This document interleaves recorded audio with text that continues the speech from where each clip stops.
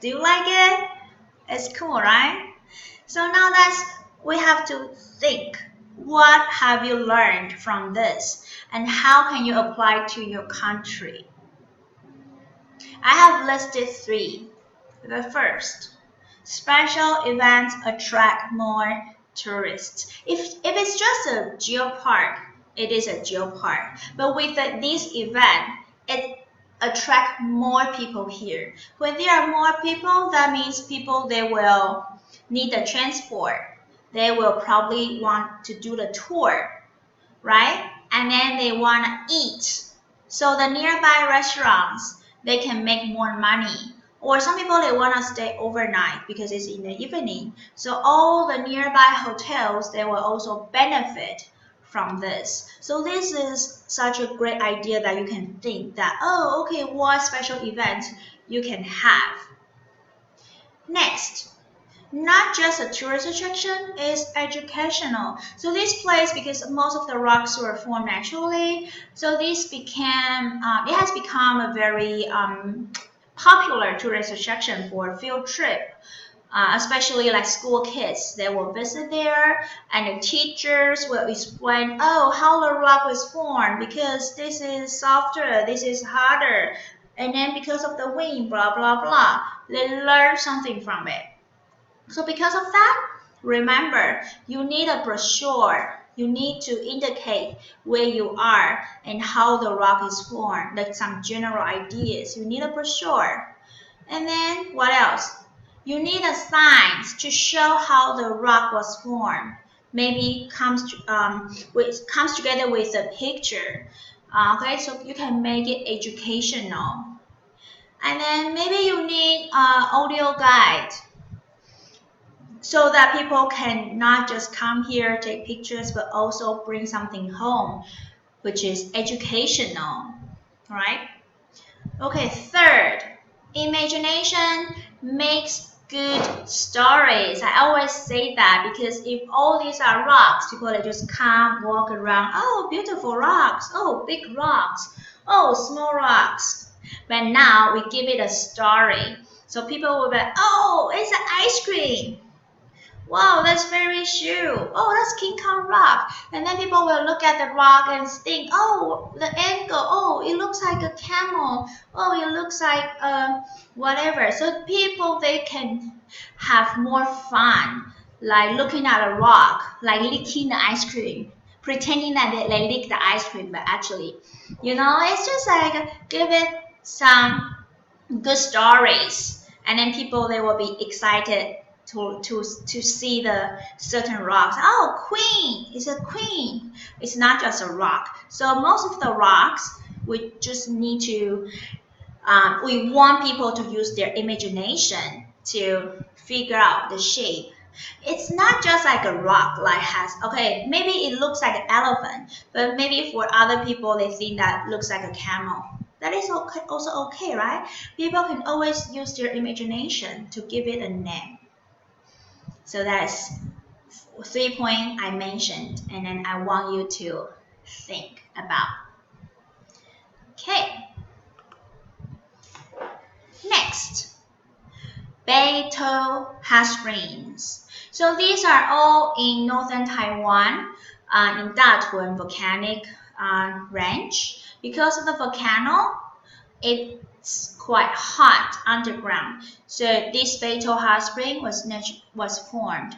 This is also 100% natural, and you can always see the steams all year round. So in summertime, if you go there, it's hell. In winter time, it's paradise. So Beitou is also very easy to get to from Taipei City. Again, it's less than 1 hour. You can drive there, you can do the tour, or you can take the MRT, which is the metro system in Taipei. And once you get there, it's not just hot spring. There are different places that you can go, or things that you can do. And you can see the picture on the right hand side. It shows you what else you see in there. So I'll show you some more pictures. so you have better idea. Nice, right?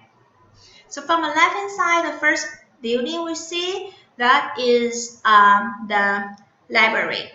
It's once chosen as one of the most beautiful libraries in Taiwan.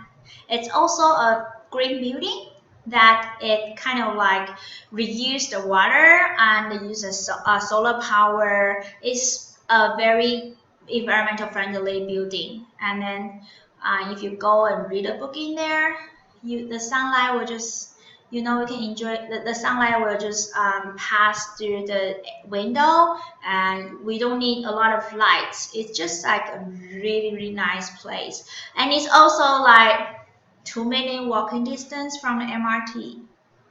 Nice. On the right hand side, it's very Japanese, right? Yeah. So that is an MRT, Beitou.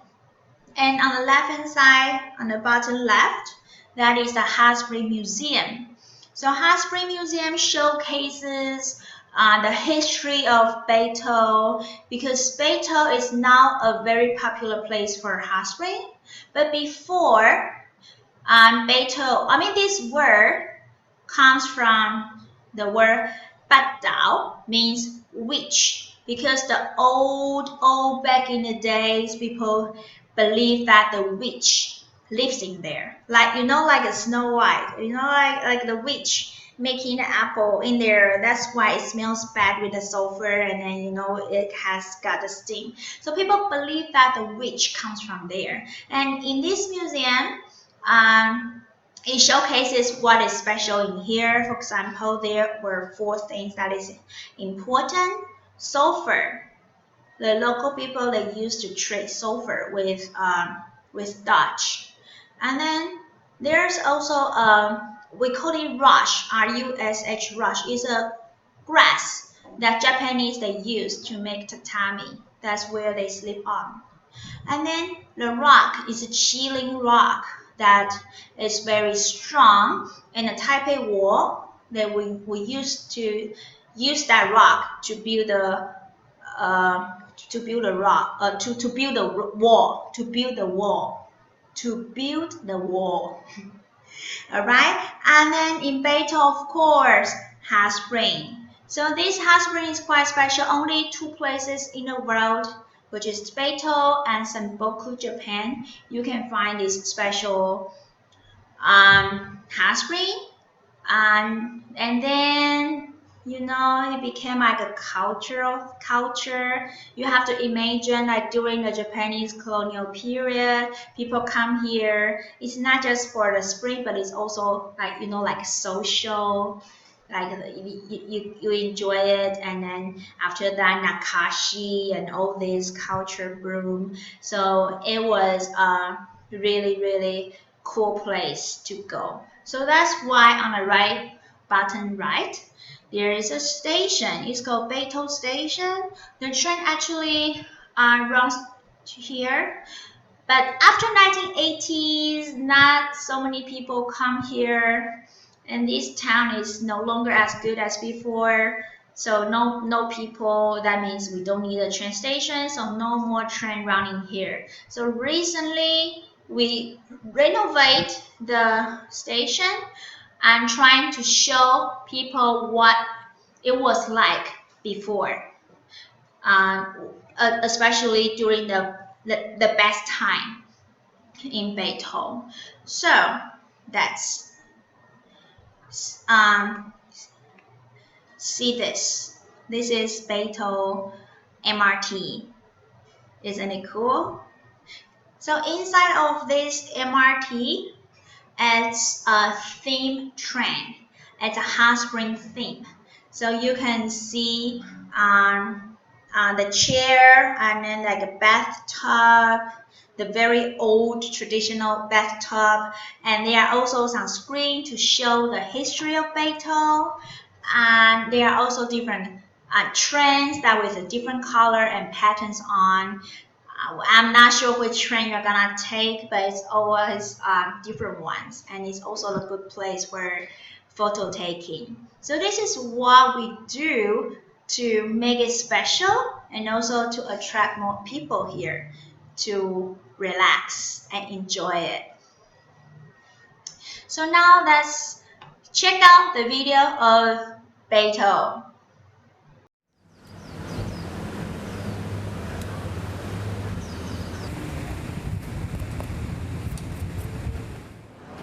We're going to explore another feature of Taiwan. Taiwan being on the Ring of Fire not only gives us earthquakes, but there's lots of geothermal activity here, which means there are some beautiful hot springs around. I'm standing in front of Beitou MRT station, and it's the easiest way to get to Beitou, where there are a lot of very incredible hot springs. So you take the MRT from Taipei main station, follow the red line, get off at Beitou, and then make this small trip across to here. So very shortly we're going to explore the features of a hot spring park in Taiwan. Hot springs were really introduced to the public in 1911 by the Japanese, who really had a thing for those in their own countries anyways. So off we go, let's go hot springing.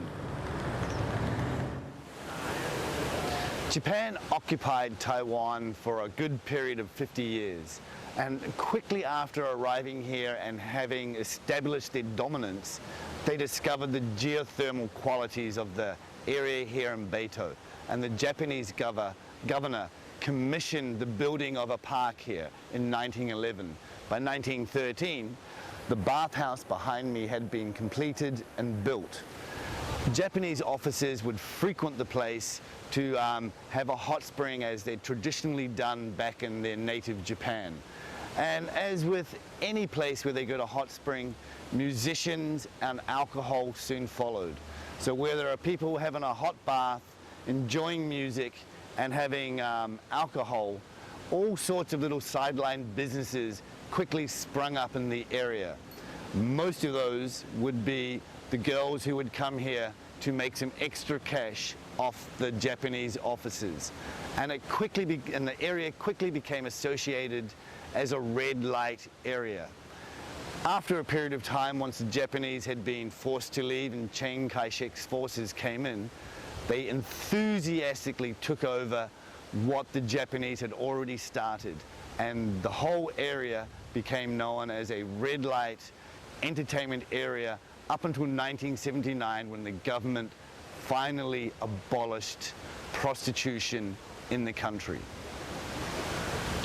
Dotted around Beitou, there are literally hundreds of hot spring resorts one can go and enjoy a hot spring. But of course, they're a little bit in the more pricey range. Just a short walk from the original baths is a public area to go for a hot spring. And the price is around $1 to go and enjoy the delights of the hot spring here. Unfortunately, this is no longer the Japanese colonial era or the heady days of the time of Chiang Kai-shek, and wearing a swimsuit is no longer optional. It is completely mandatory. You have to wear a swimsuit when you enjoy a hot spring here. I love the smell of sulfur in the morning. The sulfur, that slightly dirty, rotten egg smell that comes from natural hot springs. Behind me here is the source of all the hot spring water used in Beitou. It ranges in temperature from 65 degrees to right on boiling point at 100, which is obviously far too hot to even get anywhere near. But if you're daring and just a little bit masochistic enough, you can sit a few meters away at one of the small side streams and put your feet in and see how you go. The Japanese emperor had grand ambitions to expand Japan and gradually build an empire working out into the Pacific and into China. By 1985, they had decided that Taiwan would be the first prize they would claim in the expansion of their empire. Japanese forces arrived in Geelong and quickly took the city of Taipei. However, the rest of Taiwan didn't entirely greet their new Japanese colonial masters with a smile. The southern Taiwanese did everything in their limited power to rebel against the Japanese. In 1915, there was a rather large rebellion by the Taiwanese against the Japanese, but the Japanese very quickly put down that rebellion, and much life was lost on the Taiwanese side. Thus entered the second stage of Taiwan's history, where the Taiwanese tried a new approach to gain some rights and some stronghold back in their own country, and use politics and a more peaceful form of protest to try to gain equal footing with their Japanese masters. Of course, the Japanese wouldn't really give the Taiwanese equal rights, as they definitely thought they were the superior race and the masters. But then as it drew close to World War II in the late 30s, the Japanese knew that they were entering into a period of huge conflicts, so started to throw the Taiwanese some bones. Basically, if a Taiwanese person were to take a Japanese name, they would gain a little bit more in the way of rights and respect within their nation. And then World War II fully hit the entire Asia-Pacific region and the rest of the allied countries, and Taiwan and now the new Japanese citizens were thrust into World War II. And in 1945, when the war ended, Japan was ultimately kicked out of Taiwan, and Taiwan returned to its own somewhat self-rule for a brief period until Chiang Kai-shek arrived. The Beitou Public Library has received considerable praise for its ecological and environmentally friendly design. Built to remind one of a tree house. Once you get inside, you find nice open planned areas with nicely wooded seats and tables and seating and reading areas. The selection of books covers any books you might find in any normal library, as well as quite an extensive selection of English books. The books you can then take out and read on the balcony and enjoy the natural, peaceful surroundings.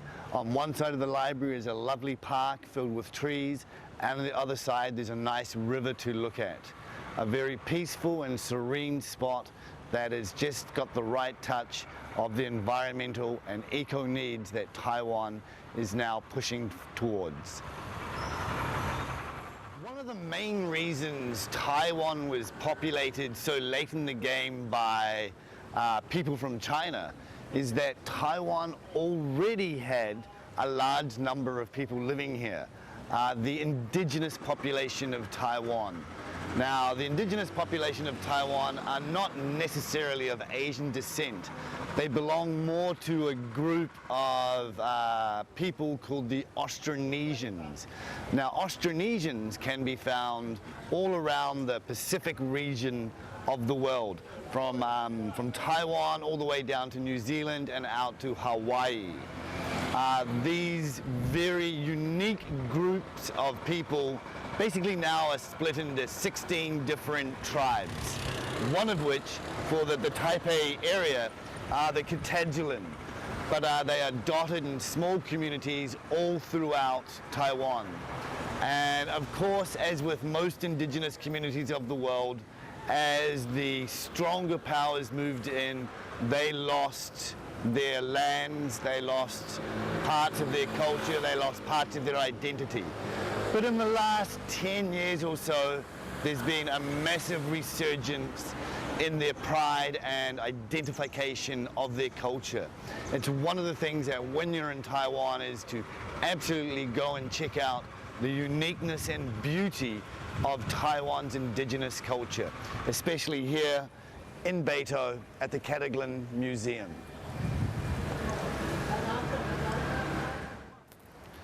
Yarman National Park is a mountain range made up of 8 mountain peaks.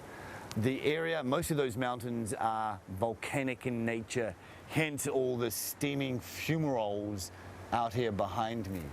One of the byproducts of the volcanic nature is sulfur. Sulfur is an important export used in the production of fireworks and gunpowder. The earliest record of this being used as a mining area dates back to 1349, when the original Dutch colonists had enslaved the indigenous population to drag the sulfur out for the use for the Dutch. Later on, the famous Chinese explorer Yong He was sent to Taiwan to secure some sulfur for the imperial palace, which as a result of a fire had burnt up all their sulfur product that they had, and they could no longer make the gunpowder they needed for the fireworks. So Yong He came here and once again used the Aboriginal population to start gathering the sulfur. So to make the sulfur, 2 large pots of oil were placed, and the raw sulfur and soil was placed into the pots of boiling oil. It was then stirred with a pole until the sulfur actually separated from the soil, and then it was poured into a single container and made into blocks for easy transportation. Now you can imagine working with sulfur is a very terrible job. You don't live for long doing this kind of job due to the poisonous nature of being constantly exposed to sulfur. So literally once you worked in a sulfur mine, that was the last job you would have.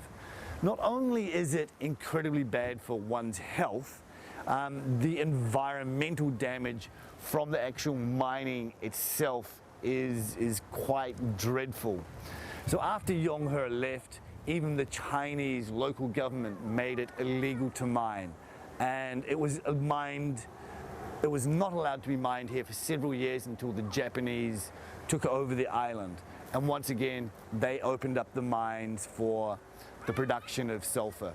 And it was only in the early part of this century that, for environmental reasons and the natural destruction, that it was once again made illegal.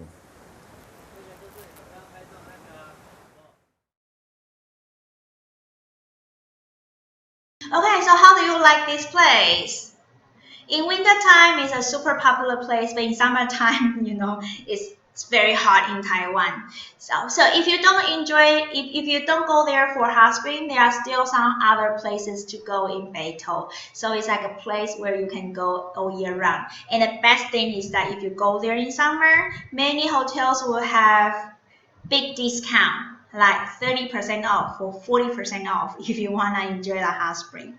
And once you get there, there will be tons of hotels that you can go to.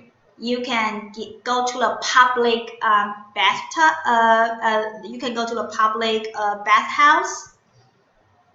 You can go to the public bathhouse, or you can just, if you're going there with your husband, you can, or wife as a couple, you can just get a room with a bathtub and you can enjoy it like a private one.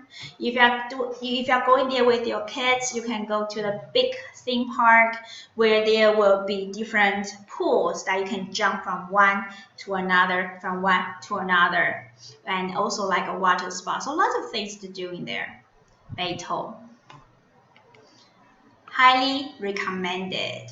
Sometimes we will go hiking in the morning because it's in a national park, and after that we say, oh, we have sore legs, let's go to Beitou. And then you go there, stay overnight, enjoy the meal there. It's very Japanese like, and then we will enjoy all the facilities there. So now I'm going to show you some special events in Beitou.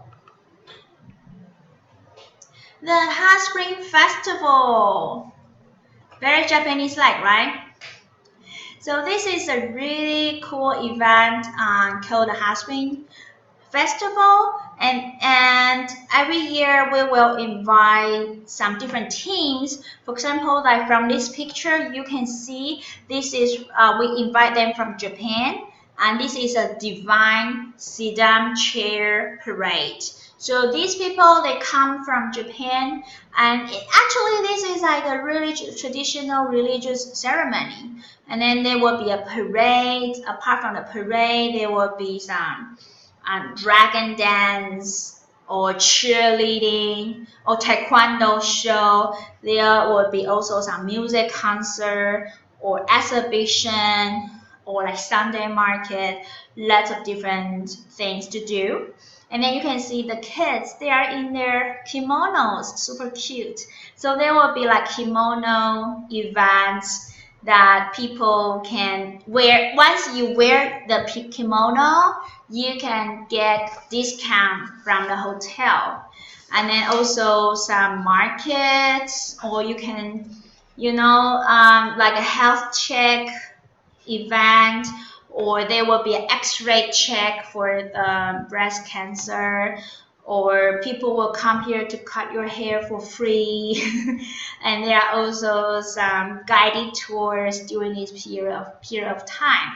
A lot of things going on in here during the Hot Spring Festival. That's normally in winter, in October to November.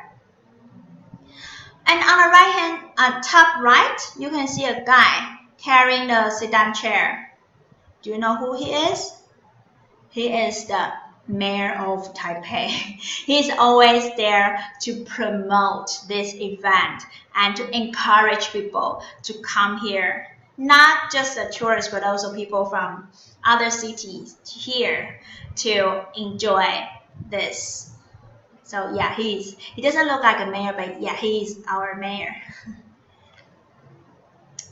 All right. So here, this is a poster of this event. You can see it starts.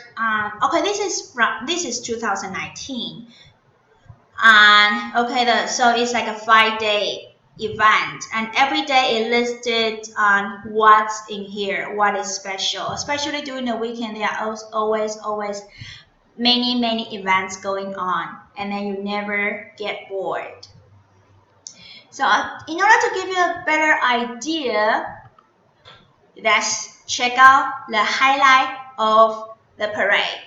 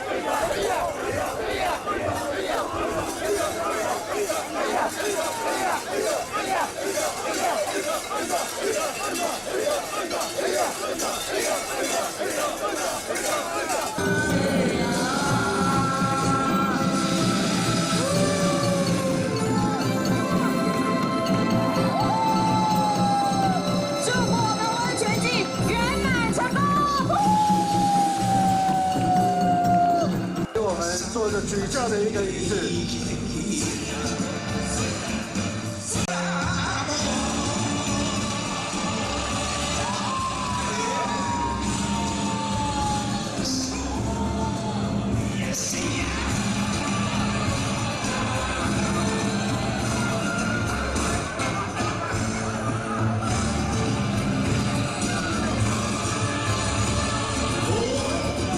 持田の音踊りを持田の音踊り。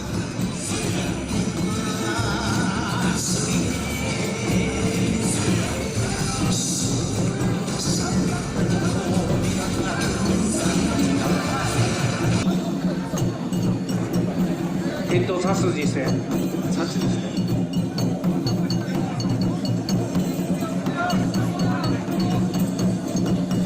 はい、ちょっと聞いて、ちょっと聞いて、ちょっと聞いて。はい、ちょっと聞いて。はい、北もちょっと聞いて。はい、合わしといて、その場で。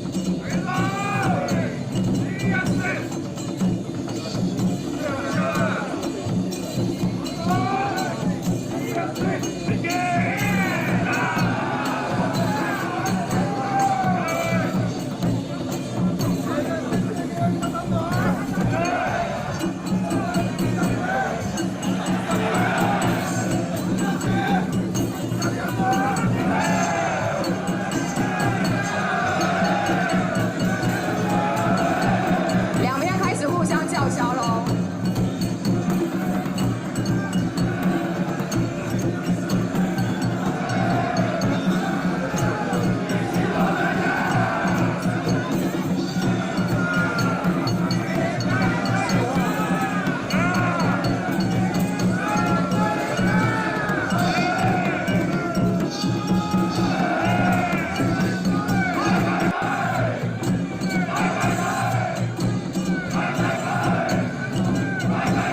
还说来来来，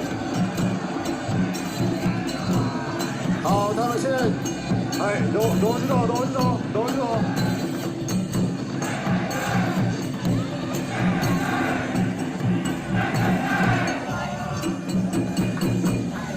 はい、同時。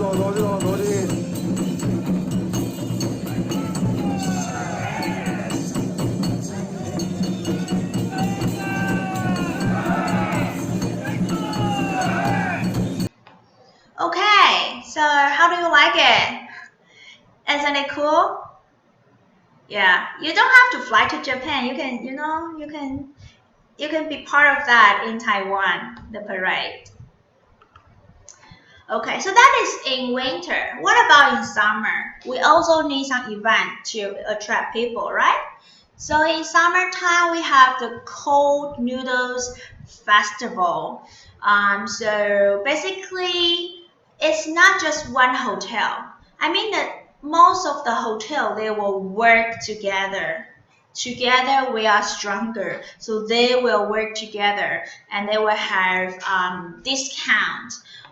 And also they will make their own special cold noodles to promote this in order to you can see it's like a different street food, and then you can taste the different cold noodles. And there's also the press conference to promote that.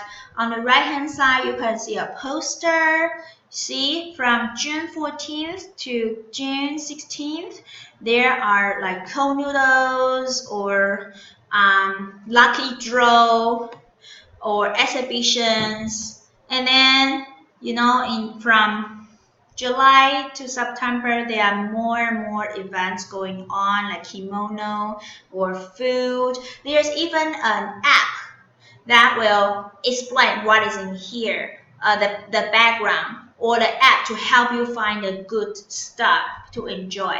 So it's like a series of events during summertime. It's called the Cold Noodles Festival. So, what have you learned from this and how can you apply it to your country? Again, I listed 3 things.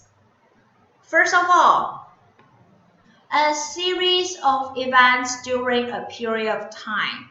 So, instead of having one event, we want a series of events, for example, like 5 days or 1 month or 2 months, but special ones during the weekend. We wanted more than just one event. We wanted to last longer. So events will attract more people, especially when it combines with the local characteristics. Second, off-peak solution. Of course, some places there are peak season. There are also quiet season, which is the off-peak season. So what should you do, or what can you do to get people here during the quiet time? That is also another thing that you need to think about. Third, working with other countries. So like what we did was to invite the teams or the performing groups from Japan. And then people wear kimonos. So we work with other countries in order for people to experience different culture. This is also another really good way to promote the event. That's it. So now I have covered the Yellow Geopark and Beitou area. Let's take a break and then I'll see you later.